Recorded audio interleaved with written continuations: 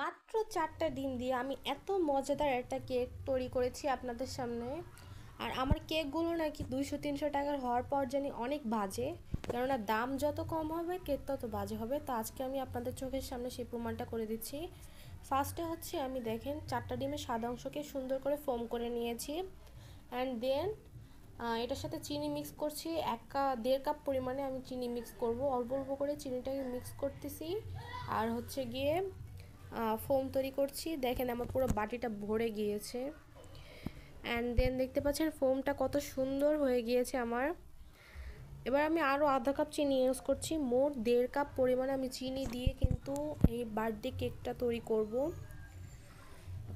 পরে চিনিটা ভালো করে মিশানোর পর আমি এখানে যে ডিমের হলুদ 4টা অংশ রয়েছে সেটা দিয়ে দিচ্ছি আমি কিছুটা পরিমাণে সয়াবিন তেল রান্নার, এবং দিয়ে দিচ্ছি ভ্যানিলা এসেন্স 1 চা চামচ পরিমাণে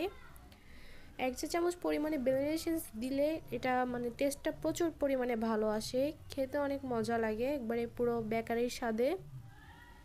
অ্যান্ড দেন হচ্ছে আমি এগুলো সবগুলোকে সুন্দর করে মিক্সড করে নিচ্ছি। আলতো হাতে এগুলোকে মিক্সড করতে হবে। অ্যান্ড হচ্ছে দেখেন কি সুন্দর মিক্সড হয়ে গিয়েছে। আমার হেটার্সগুলোকে আমার প্রচুর পরিমাণে প্রয়োজন। আমি কালকে একটা পোস্ট করেছিলাম, তারপরে প্রচুর হেটার্স খুঁজে পেয়েছি, তাদেরকে আমি কেকটা গিফট করতে চাই।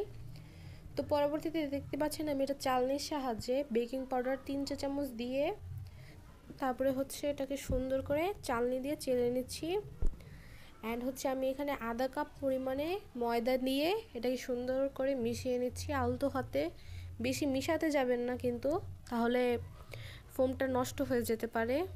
এরকম করে আমি মোট 2 কাপ পরিমাণে এখানে ময়দা ইউজ করেছিলাম। ময়দাটা ইউজ করতে করতে অনেক সুন্দর হয়ে যাচ্ছিলো, এটা অনেক ভালো লাগতেছিল এখানেই। আর আমি কালকে অনেক মানুষ আমাকে হেট কমেন্ট করেছে, অনেক খারাপ খারাপ গালিও দিয়েছে। তাদেরকে আমি বলতে চাই যে কেক বানানোর যোগ্যতা যাদের থাকে তারা অবশ্যই কেক বানাতে পারে।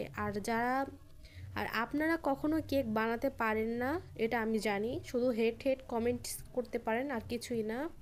আপনাদের কথা না বললেই হয়, কেননা আপনারা যে মানুষ নাকি অমানুষ তা তো আমি জানি না, আল্লাহ ছাড়া আর কে জানবে, বা আপনার আশেপাশের মানুষগুলো জানে যে আপনারা কি পরিমাণে অমানুষ হলে একজন মানুষের কমেন্টে গিয়ে এসব খারাপ খারাপ কথা বলেন পুরো ভিডিওটা না দেখে। অ্যান্ড দেখতে পাচ্ছেন আমি সুন্দর করে একটা 8 ইঞ্চি সাইজের একটা মোল্ড নিয়ে নিয়েছি। কি সুন্দর করে এটাতে হচ্ছে আমি তেল ব্রাশ করে একটা বেকিং পেপার বিছিয়ে দিয়েছি। এবার আমি সুন্দর করে কেকটাকে বেক করব চুলার মধ্যে।